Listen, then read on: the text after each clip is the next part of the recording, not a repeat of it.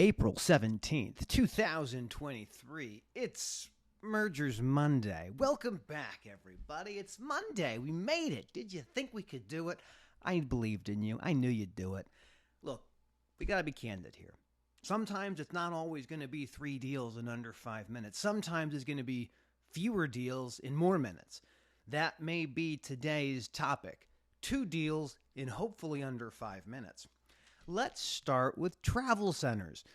For those of you who have been following along with me in these little Monday morning meetings, we're talking about deals, and some of the deals that we love to talk about have to do with travel centers. You know, those places where you go as a truck driver to park, to fuel, to sleep, to shower, to eat.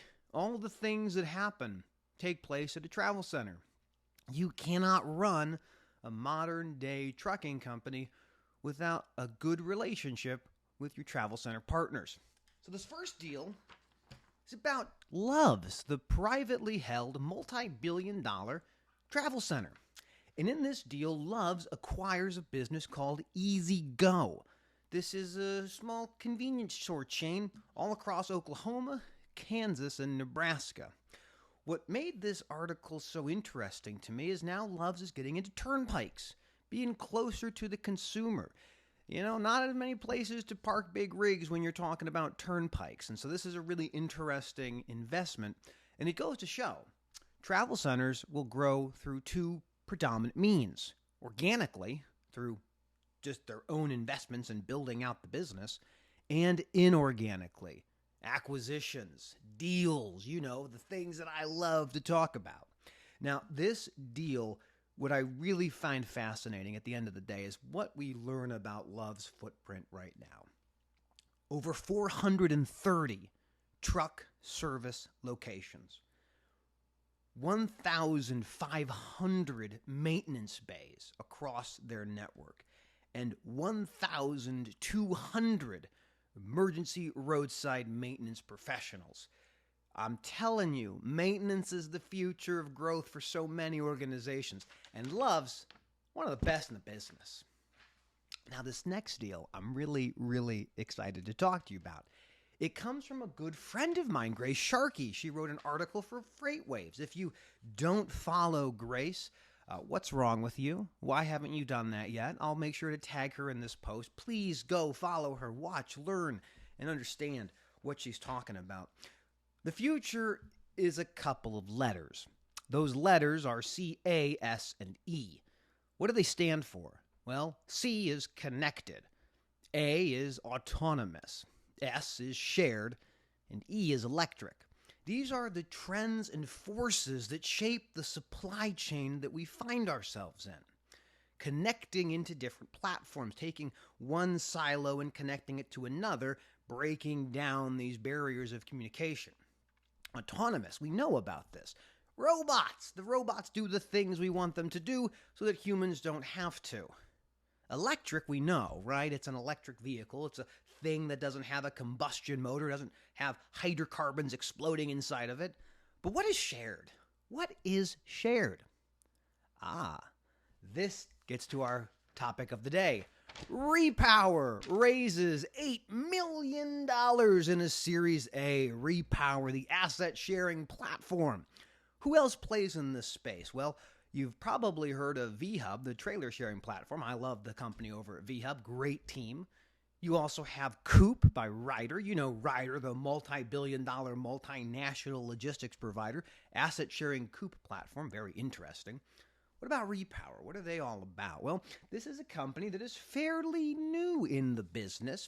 They began through an incubation program and going into seed and pre-seed and all the other things that happen in software. But fundamentally, what REPOWR seeks to do is get capacity from one person and share that with someone who needs that capacity.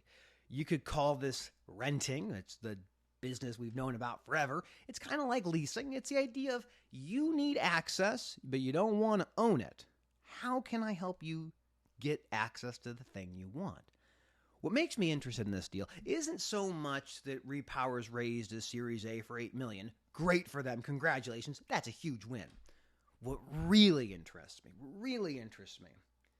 is the crew of folks that were part of that investment round. Let's talk about it. You'll get the article. Grace does a phenomenal job explaining what REPOWR does and the business that they're in. But here are the things that I think are really interesting. So the venture capital is made by a bunch of different players. So there's one entity that invests some, and there's other entities that invest some. And they could together create that series of the people who invested together. So who are some of the people who were part of this? Well, we have Crowley Maritime. That's interesting. Crowley Maritime. Very similar to the world of chassis, chassis pools. We talk about how someone needs access to that chassis to move a container. It's all about trailers, folks. Koch Disruptive Technologies. Oh, Koch, interesting. Not the C-O-K-E, the K-O-C-H, Koch. Very interesting, very interesting. The venture capital arm of Trimac. This is a motor carrier that moves lots of hazmat and bulk equipment stuff. This is tankers, right? This is an interesting thing. Where do they see their value in this REPOWR offering? We're going to have to wait and find out. That investment arm of Trimac is called McVestco VC. Again, I'm not totally good on the names, but it's interesting to see who's playing. NFI Ventures. Oh, a motor carrier for hire over the road making an investment. I like NFI because they seem to really be looking at the future of supply chain, making really big moves with different companies that pop up. And again, super interesting.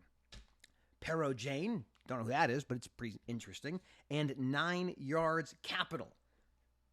Very, very cool deal.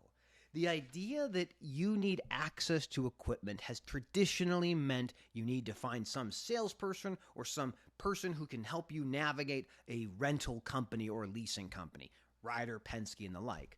The idea that you could find capacity in alternative ways is fairly new. The ability to say, hey, do you have something that I would want to use is a hard question to ask. But when you have a platform that can connect the various systems to show capacity, needs meet demand, this is really fascinating.